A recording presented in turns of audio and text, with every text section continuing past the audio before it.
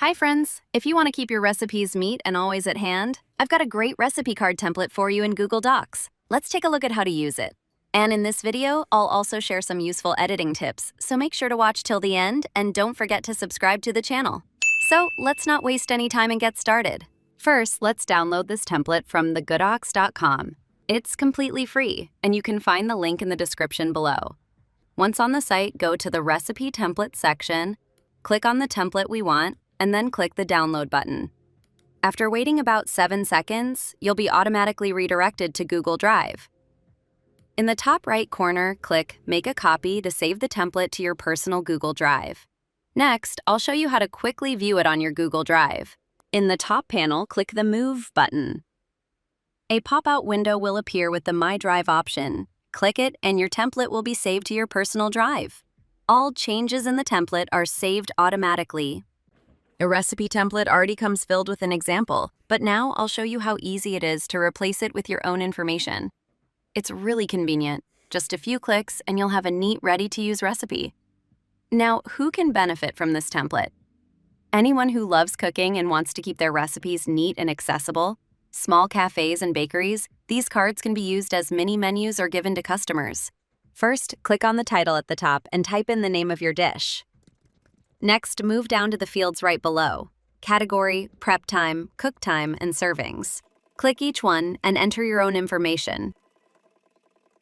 Next, go to the Ingredients section. Delete the example text line by simply selecting each line and pressing backspace or delete. This way, you won't disturb the structure of the template and all the formatting will stay intact. Some of the lines already have a checkbox in front of them.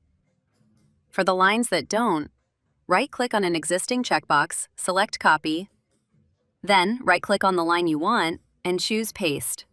This way, every ingredient can have a checkbox so you or anyone using the recipe can tick them off as needed.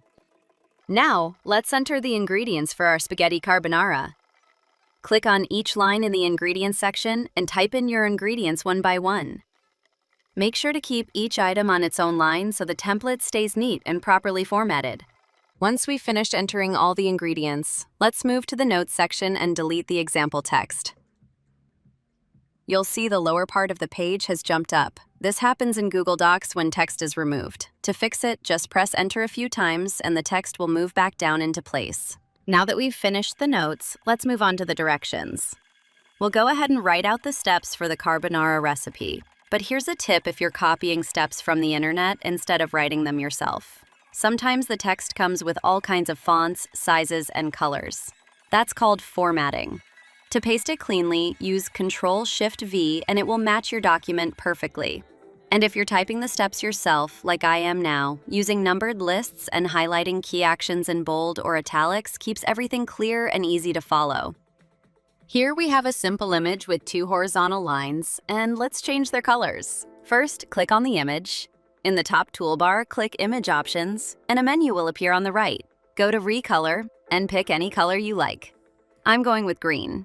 It's a bit too bright though, so I'll go into Adjustments and tweak the brightness and contrast sliders until it looks just right.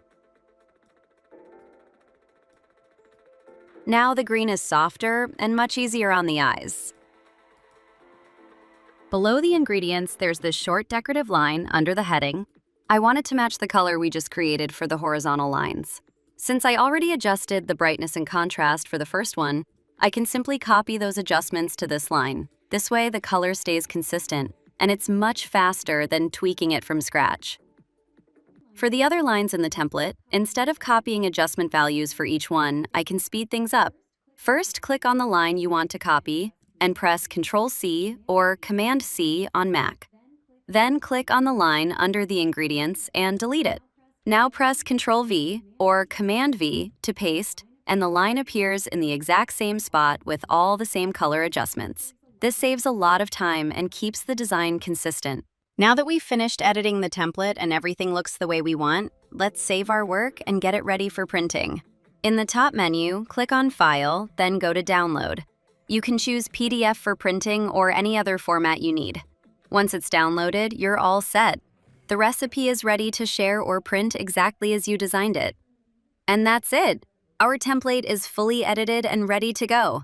Thanks so much for watching. If you found this video helpful, don't forget to like and subscribe, and hit the bell so you won't miss the next tutorial. See you in the next one.